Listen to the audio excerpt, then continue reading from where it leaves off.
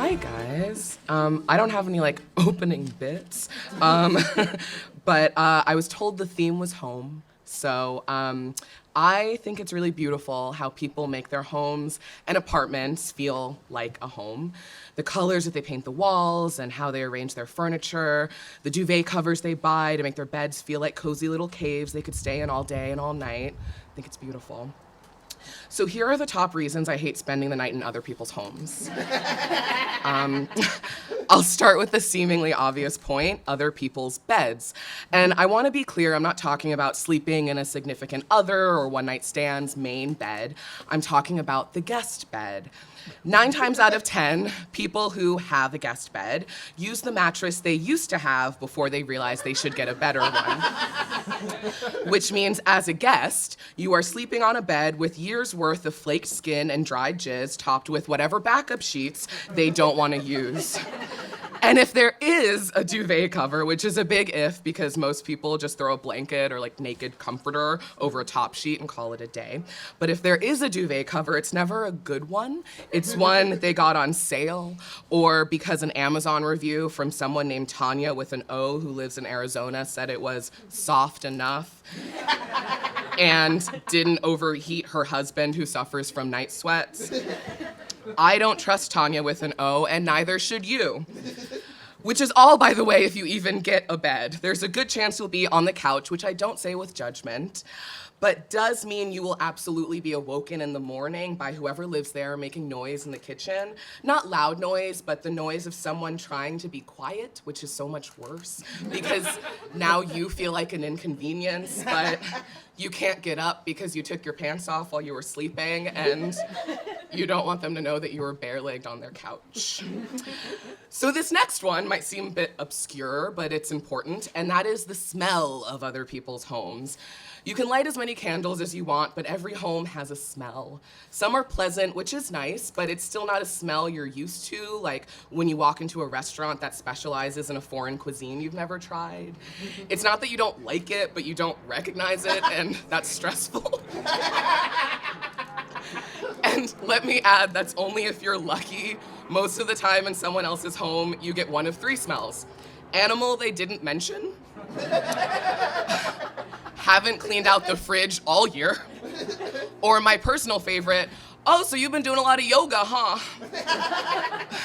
As adults, I think we're only meant to smell other people's homes for extended periods of time if we're having sex with them, because by then the smell is locked in.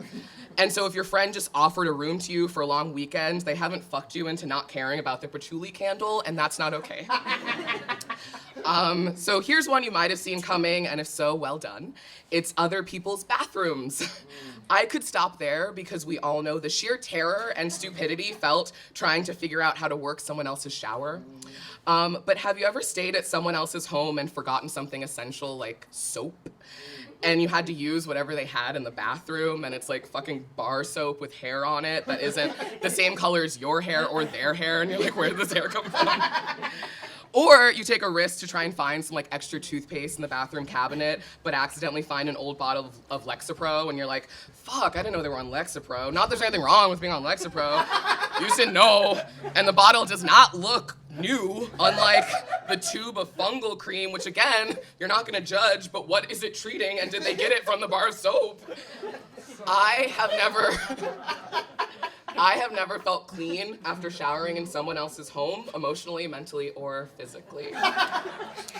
And the final reason why I hate spending the night in other people's homes is that after you take your shitty shower and have your shitty sleep on their jizzy bed and leave smelling like they're 3 cats who are all named after an obscure reference to something that you don't get, you now owe this person a favor. You're indebted to them for the hell that they just put you through simply because you didn't or couldn't pay for a hotel. Not to even mention the fact that at some point during your stay, you definitely masturbated in their home. You didn't want to, but you had to. And a part of you thinks that they know. So regardless, you can't look them in the eye the same way ever again. So you're probably thinking, Asha, or if you didn't know my name, girl who's been talking this whole time, if you feel this way, what do you do for a friend who comes to stay with you? Simple, I do way too much. In my home, and this is absolutely true, I use the primary bedroom as the guest bedroom. And I sleep in the slightly smaller room in my home just in case a guest comes to stay, so I can be secure in the knowledge that they're slightly more comfortable sleeping on my old ass mattress. But simultaneously, I do not offer people the opportunity to stay with me because I believe in releasing them from the burden of spending the night in someone else's home. So if you ever happen to be in Encino and need a place to crash, please do not ask me. Because I will say yes, and I need you to be better than that. We should all be better than that. Thank you.